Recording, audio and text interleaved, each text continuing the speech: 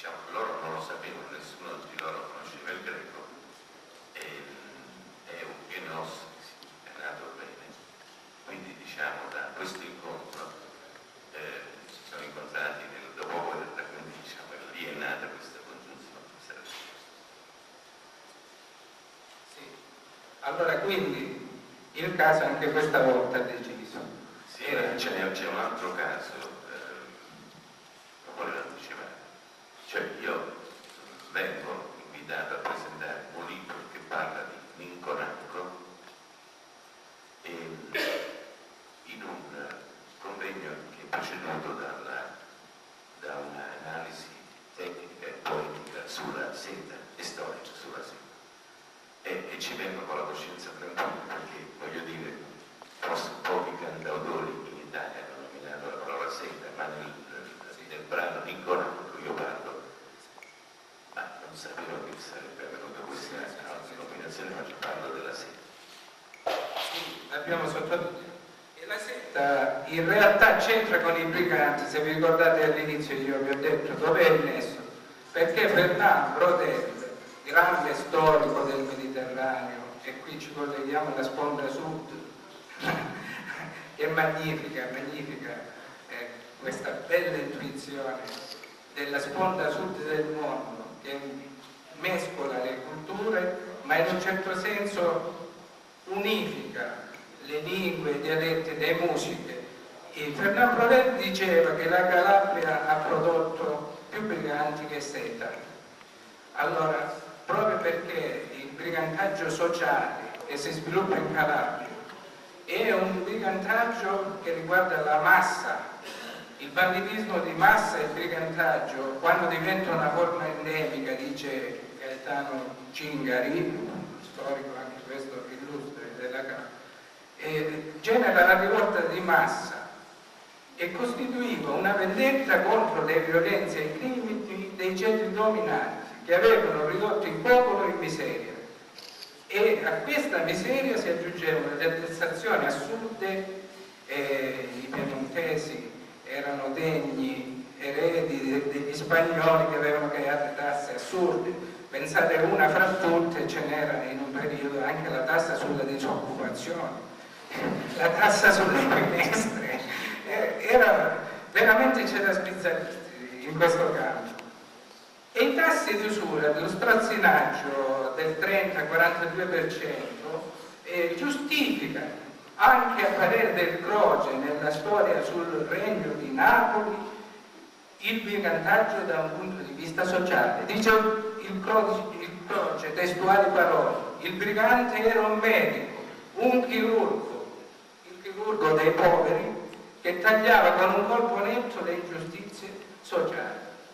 Io voglio chiedere a Eugenio se condivide l'analisi del Croce, e quando il povero paga per il ricco, se secondo lui si sta aprendo la strada al banditismo sociale. Io, piuttosto che rispondere a questa domanda, preferirei sapere il tuo. Allora, io la vedo così, come il Brecht, che diceva: poneva un'altra domanda, a cui la risposta è retorica, la darete da solo. È più ladro chi ruba in una banca o chi ne fonda una?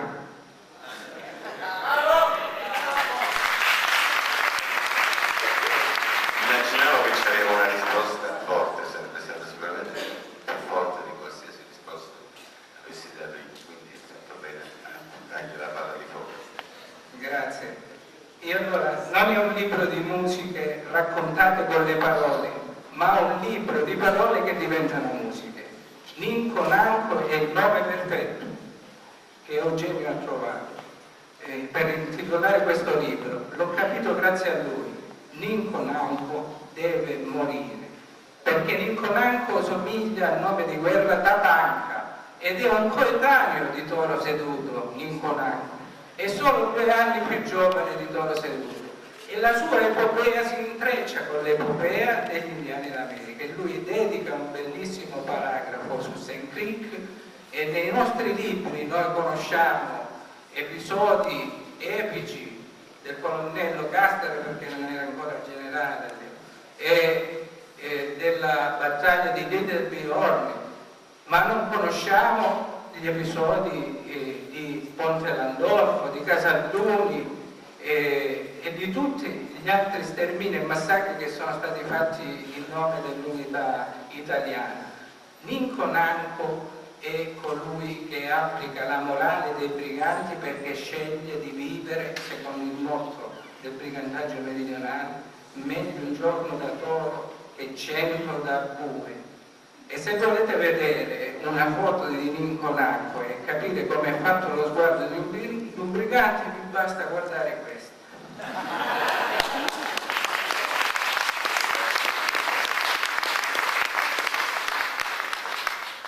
E quindi io vorrei che Eugenio, visto che mi ha concesso l'onore, forse immeritato, di stare al suo fianco e di esprimergli intanto la mia voglia di sapere da lui insomma il perché di queste scelte. Ma questa corrida umana a cui partecipa Ninco Nanco, che ha come unica soluzione la morte, e di tori se ne intendevano gli spagnoli, della caccia all'uomo se ne intendevano. Il banditismo politico è stato sfruttato dagli spagnoli quando faceva comodo e dai baroni, quindi non è una creazione nostra originale, quindi il Prodel non avrebbe ragione a dire che la Calabria ha prodotto più briganti che secoli. Vero è un dato che la Calabria ha cominciato a produrre briganti quando ha terminato di produrre secoli, e quindi dal 500 in poi c'è una fioritura di briganti.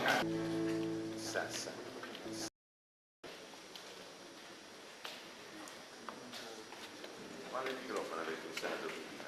Ora era perfetto. Vai, dammi questo. Questo è radio.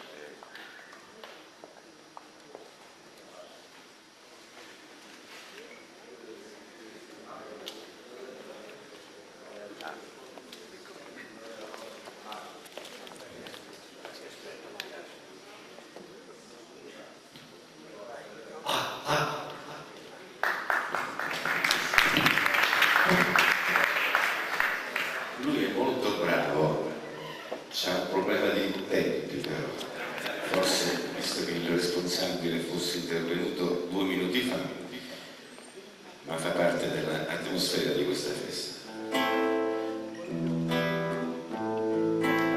No, io volevo sicuramente fare, cioè, siccome stasera faremo il concerto, quindi è solo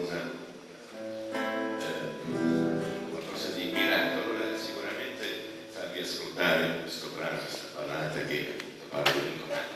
Però volevo premettere invece questa canzone autobiografica che dedico a tutti i musicisti che sono qui, a Massimo Diano, se c'è,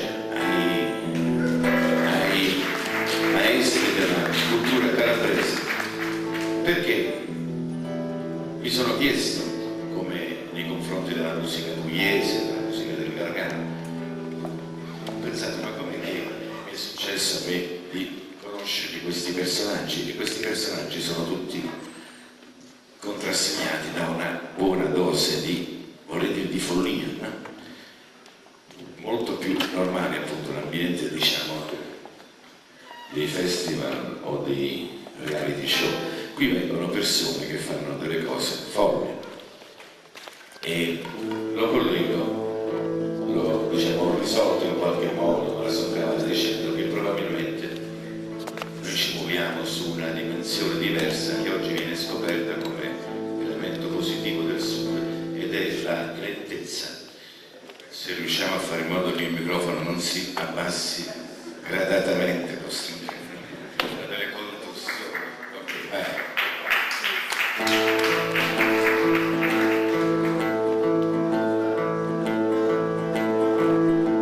Il mondo corre, corre, corre forte come il vento, ed io vado troppo, troppo, troppo lento. Il mondo si allontana e mi chiude le sue porte, perché corre, corre, corre troppo forte, e se ne va.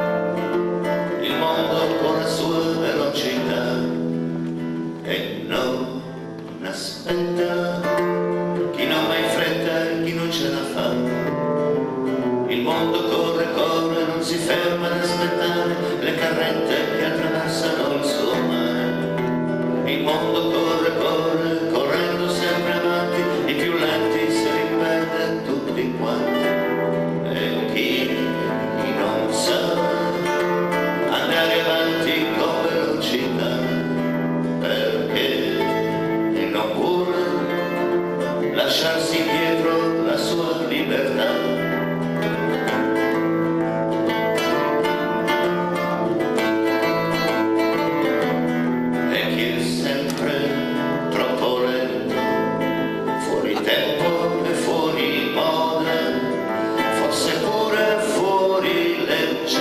Certamente fuori dal gregge, perché resta sempre indietro, perché perde tutto il tempo a cantare le canzoni di tutti quelli che stanno fuori.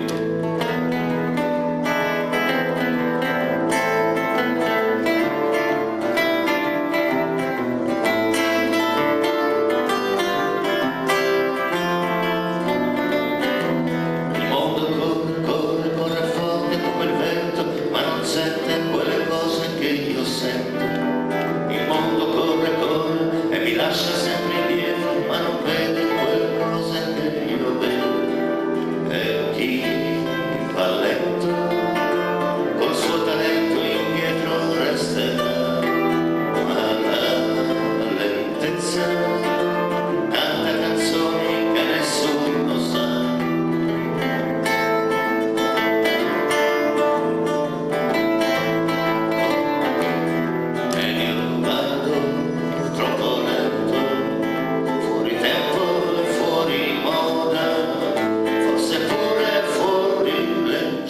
Certamente fuori dal gregge, perché al coro della gente in vacanza a Caffon Valley preferisco le canzoni di tutti quelli che stanno fuori.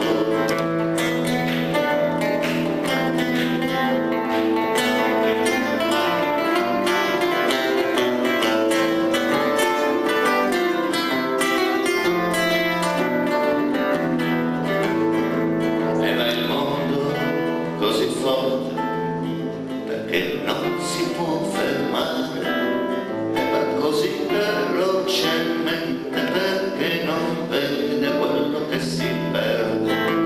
Ed io resto sempre indietro perché perdo tutto il tempo a sentire le canzoni di tutti quelli che stanno fuori.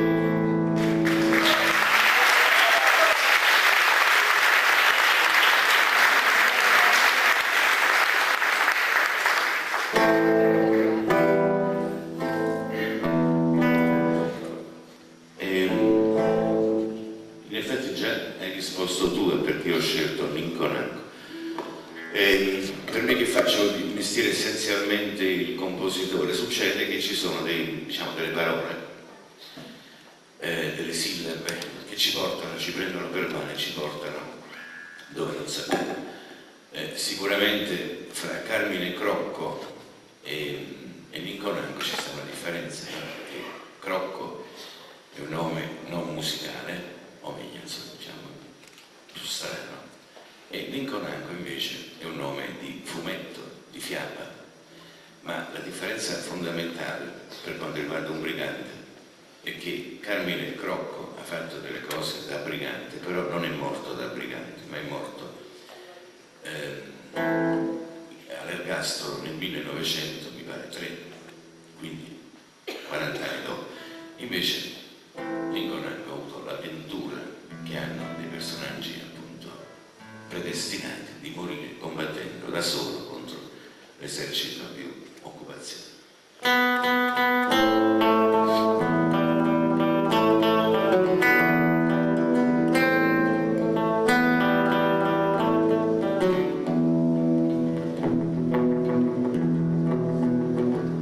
In 1859 muore il vecchio re Borbone e sul trono va suo figlio, 23 anni, ancora guaglione. potere, in guadagno in mezzo al mare, difeso solo dalle sirene, io macchina pure l'ideale per rifarsi delle spese, per coprire il disavanzo della finanza piemontese, in Conaco deve morire, anche se campa potesse parlare, e si parlasse potesse dire qualcosa di meglio.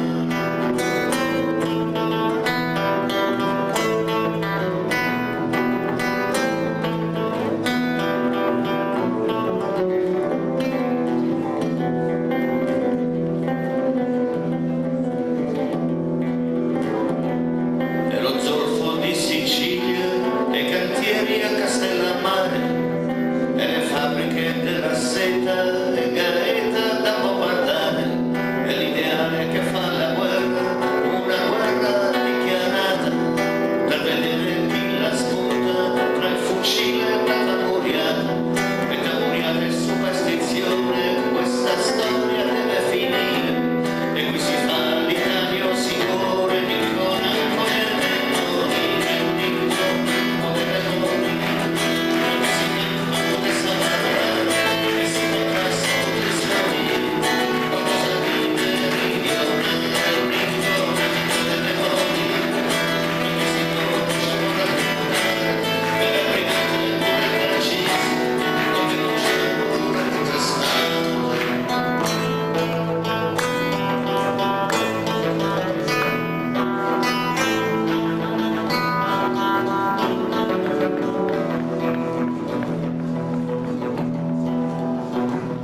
E per sconfiggere il brigantaggio e inaugurare l'emigrazione bisogna uccidere il coraggio, e Nicolanco è meglio che muore, perché lui è nato zappa a terra e ammazzarlo non è reato, e dopo un colpo di rivoltella l'hanno pure fotografato, e la sua anima è già distante, ma sul suo volto resta il sorriso, l'ultima sfida di un brigante.